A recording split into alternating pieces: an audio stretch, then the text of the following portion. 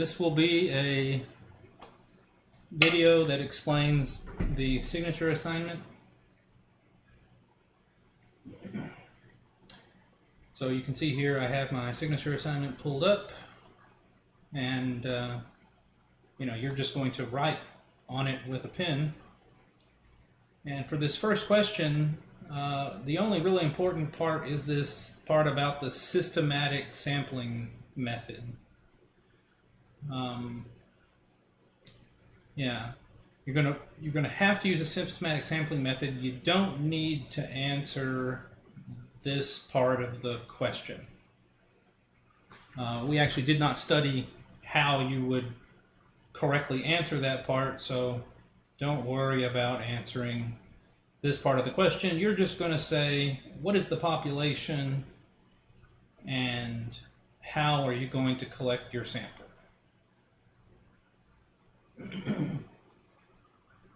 Using the systematic sampling technique is how, and the population will be this 500 data points.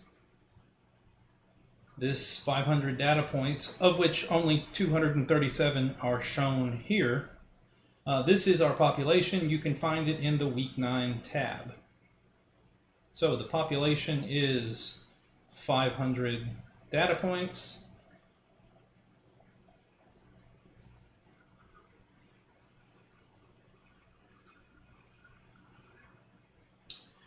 And now I need to talk about how I'm going to collect my sample. I don't need to talk about where, just about how.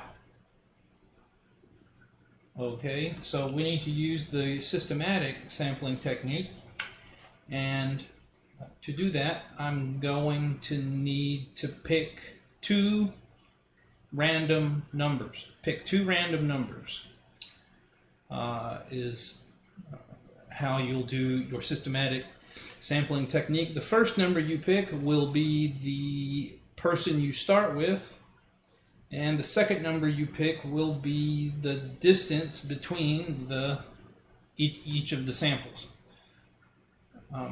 So let's say I pick two random numbers. I'm going to pick, let's say, 31 and 10. And I just pick these numbers at random. And so this means my sample should start with the 31st person. So this number on the left is that person's number, and then it's their height, and then it's their shoe size. So I'm going to start with this person number 31, and then add 10, and I'll be at person 41, and then add 10, and I'll be at person 51, and then 61, and then 71, and so on, until you get 9 people in your sample. You're just adding 10 each time to get to the next one. 31 is where we started, and we're just adding 10 each time, and we'll stop when we have 9 people in our sample.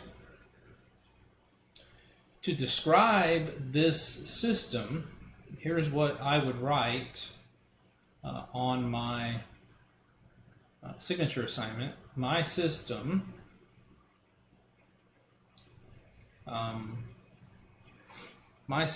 is 31 plus 10 times k, where k is equal to 0 or 1 or 2 or blah blah blah, all the way up until 8. Why do we stop at 8? Because from 0 to 8, that's 9 numbers. 0 is the first number, 1 is the second number, and 8 is the 9th number.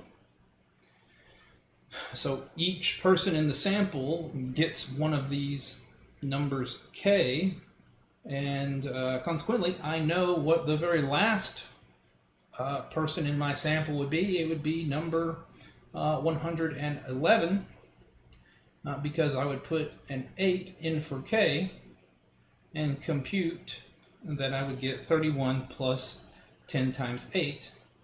That's 80 plus 31 and you get 111.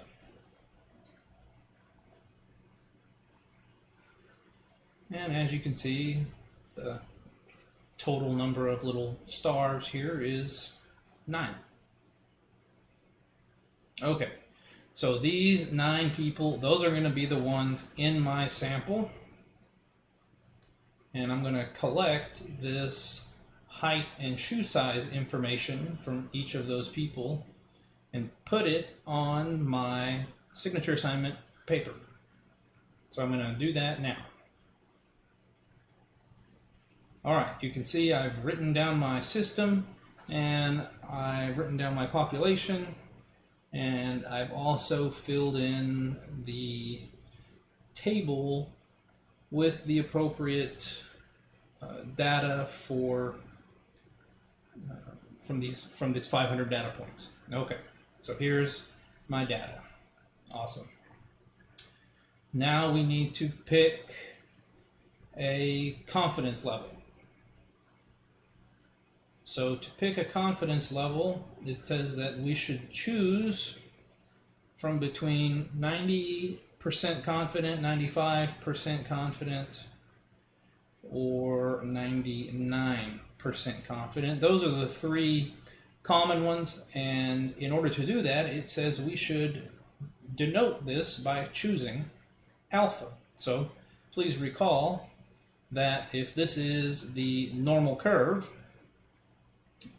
then if I create this symmetric interval around the mean of 0, then this region in the middle is called the confidence level, and it is defined as 1 minus alpha. Well, since the area underneath the entire curve is equal to 1, then that means you have half of an alpha in each of these tails. So then the sum of all of these regions, alpha over 2 plus 1 minus alpha plus alpha over 2, adds up to 1. You can easily see that that must be true. We've done all of our accounting correctly here. The region in the middle is 1 minus alpha, and if I'm going to pick, let's say, a 95% confidence, then that means that the sum of these 2 tail areas would be alpha, and it would be 5%. So I will pick alpha to be 5%.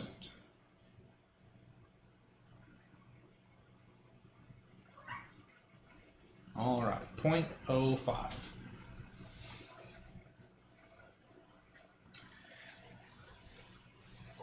Now, we're going to do part 2A.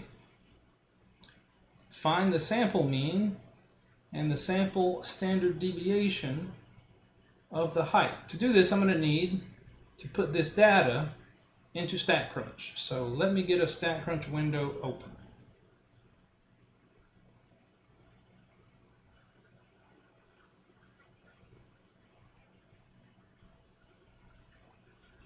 You can open any homework assignment and get the StatCrunch, get a blank StatCrunch window. Here I've gotten my blank StatCrunch window, and I went ahead and typed in the data. You can see that I transposed it from being in rows like it is on the sheet to being in columns like we do in StatCrunch.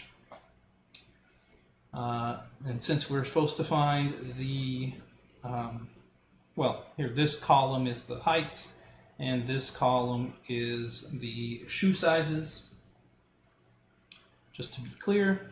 And since we're supposed to find x bar and s sub x, that means we're wanting to find the average height from this sample and the corresponding sample standard deviation of this sample. Those are both summary statistics, so I'll go to summary stats columns, And I might as well pick both of these, hold down the control key. If you have a Windows computer, hold down the command key. If it is an Apple, pick them both, hit compute, and now I can see the average height and the average shoe size, as well as the standard deviation for the height and the shoe size.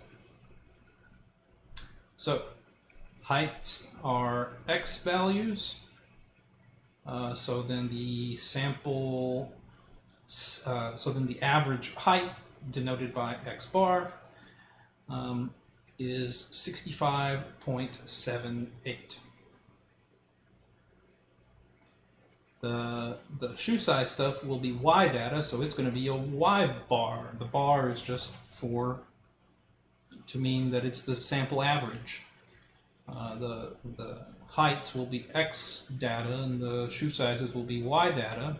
That's why we have this little subscript of X on the S to indicate for us that the S is that it's the sample standard deviation, but which one? Because there's several of them floating around.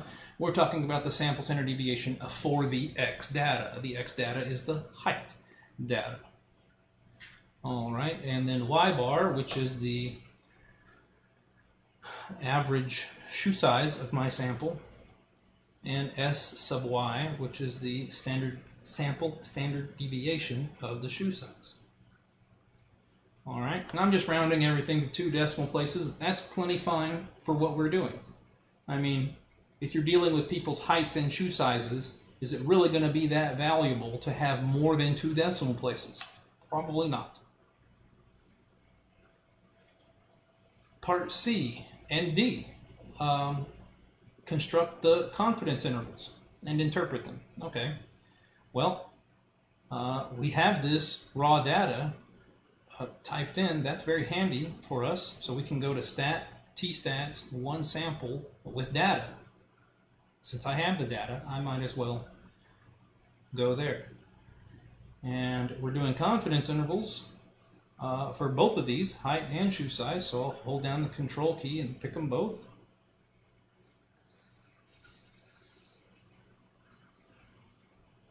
And then confidence interval. Oh, look at that. It's already put at 95%, which is what our confidence level was. I click compute, and it gives us the lower and upper limit for both, for both the height and the shoe size. All right. So here is how I will write my answer. We'll write it just like it was being written in the homework solutions, where we had this, the lower number, 60.28, is less than the mean height is less than 71.28, the upper limit. So the population mean height, whatever the mean height is for that whole 500 people, we're 95% sure it's somewhere between those two numbers. That's one way to make the interpretation. For the shoe size, we're saying that mu, the average shoe size, would be between 6.28 and 12.27. That's not particularly helpful for a couple of reasons. The first of which is shoe sizes don't come in decimal form. The best that you could do is to get half sizes. So we would need to talk about a 6.5 being the lower shoe size limit, and 12.5 being the upper limit.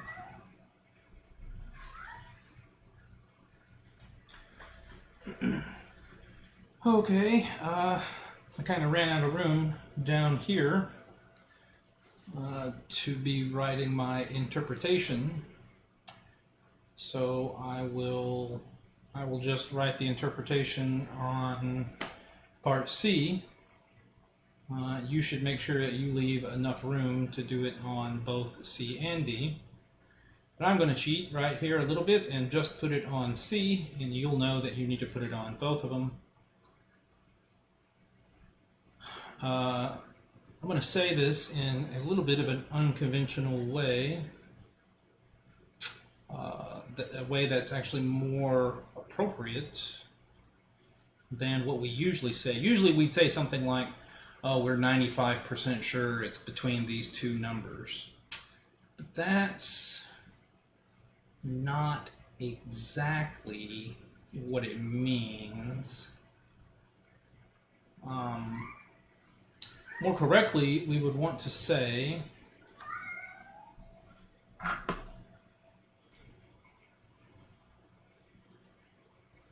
95 times out of 100, the average height is going to be between these two numbers. It'd be like if we did 100 samples of 9 people, then 95 of them would come out in between those two numbers. All right, on to part 3. They want us to do a hypothesis test. Okay, well,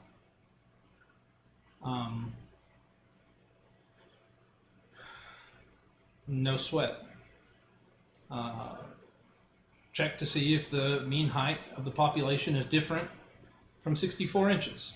Okay, let's write our initial and alternative hypothesis. My initial hypothesis, the initial hypothesis is an equation.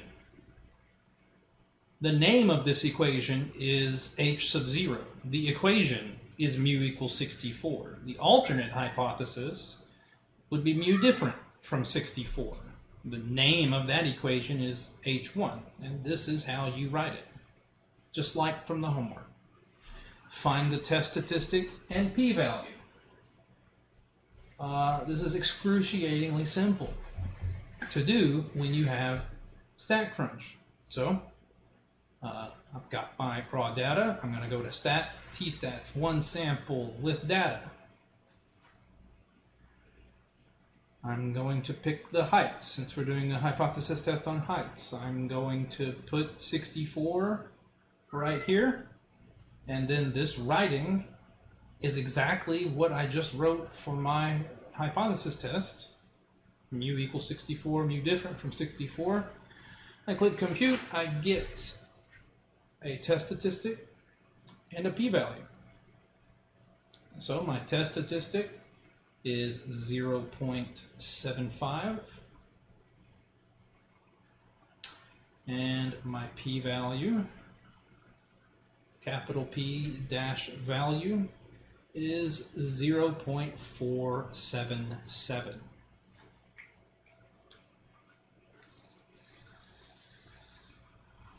Perfect. Draw a conclusion in context of the situation. Let's use formal and informal language to explain it. Well, the informal will beget the formal.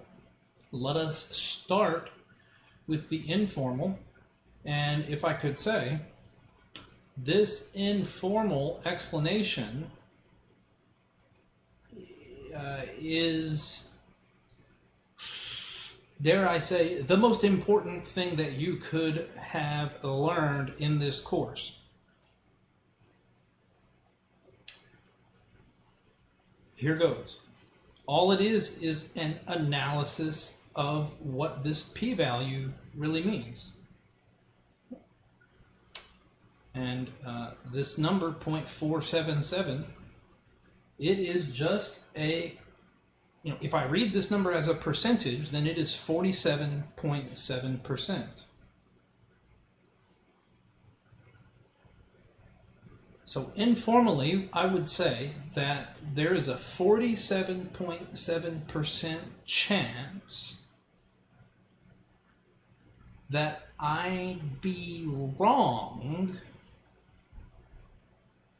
if I reject the initial hypothesis. This is what the p-value means. The p-value is the percentage chance that you'll be wrong if you reject every single time. It's the percentage chance that you'll be wrong if you reject the initial hypothesis. So, informally, there's a 47.7% chance I'd be wrong if I reject that initial hypothesis. Well, that's kind of high. That's a really pretty good chance of being wrong. I don't want to be wrong when I have to do something like reject the initial hypothesis. I'd rather not risk it. So formally, since I don't want to risk being wrong by doing this rejection, I'm going to not reject, which is to say we fail to reject. Failing to reject is like doing nothing at all. It's like throwing your hands up in the air and saying I quit, or I just walk away. You haven't done anything if you fail to reject. So, so since there's such a large chance of me being wrong if I do reject, then I'll fail to reject. Every single time you fail to reject, you have insufficient evidence to support the alternate hypothesis.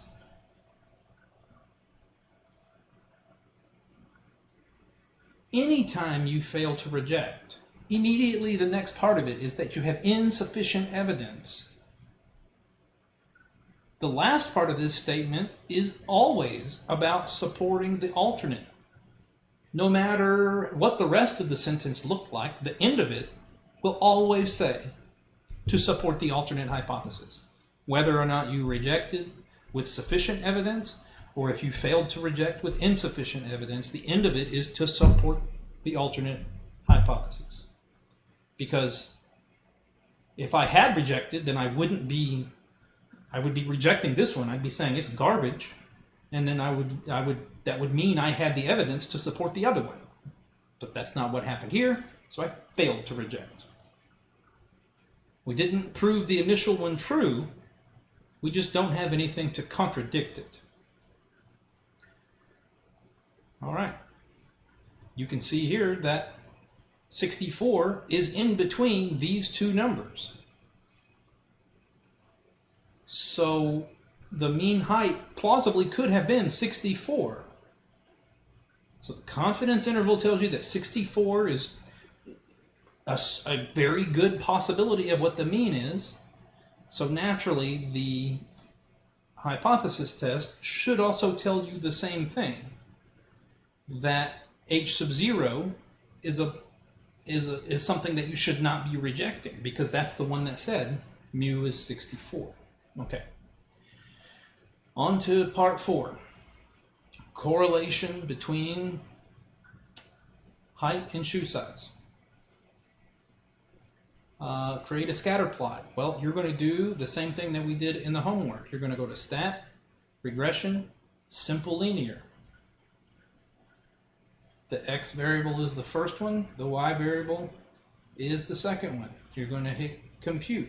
You get a 2-page summary, and on that second page is the scatter plot with the best fit line plotted on top of it. So take a screenshot of this and submit it along with the rest of your assignment.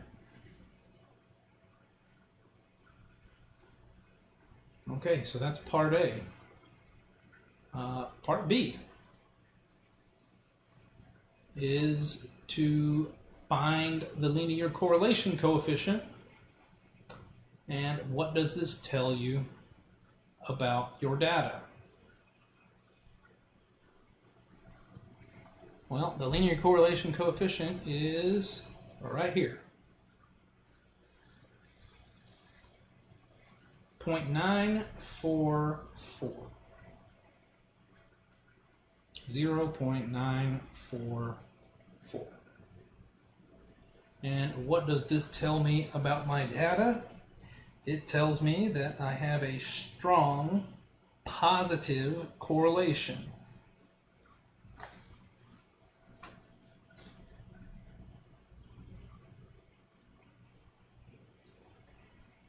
Okay. Why is it a positive correlation? Because this is a positive number. Why is it a strong correlation? Because this number is close to 1. So it's positive because the number is positive,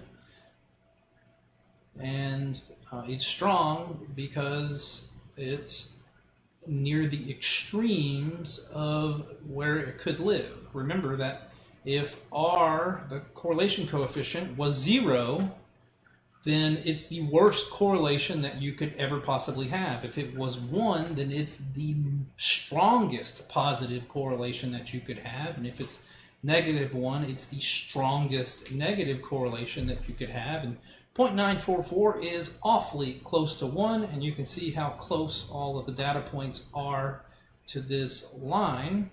This line, which has a positive slope, corresponding to how it's a positive correlation with a positive correlation coefficient. If that line had had negative slope, then R would have been a negative number. All right, so there's my correlation coefficient stuff. Now, part C says write the equation of the regression line. Here's the regression line. And then use it to predict the shoe size of someone that is 68 inches tall. So I will write my equation, y equals minus 24.54 plus 0.51 times x. 0.51 times x. You have to have the times x here. If you don't put the times x, then it would just be the addition of minus 24.54 and 0.51, which is always the same number. I want something that makes predictions about a shoe size whenever I give it a height. So obviously I need a place to put that height, and that's what the x value is, because the x values were heights and the y values were shoe sizes. So there is my regression equation. Now I will use it. I will put in the 68 for x. So here I will perform this computation, minus 24.54 plus 0.51 times 68. Okay, and when I get out my calculator, because addition is commutative, I can add these two numbers in any order I want. So I will just type in 0.51 times 68 and press equals, and then subtract 24.54, and what I get is a shoe size of 10.14. But that means you need a size 10.5 to wear. Don't be writing something here that's ridiculous.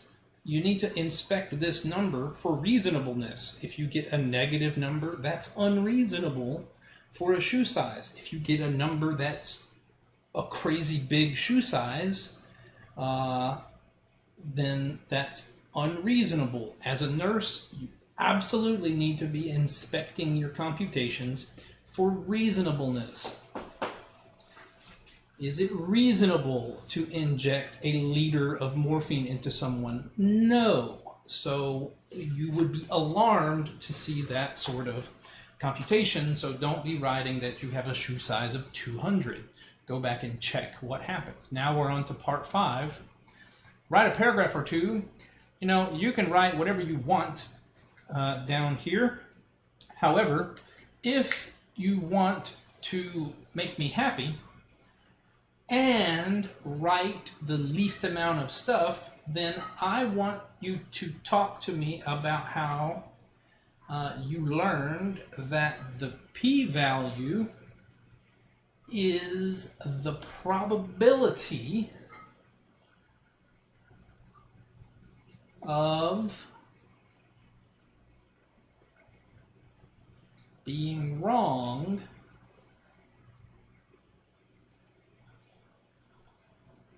if you reject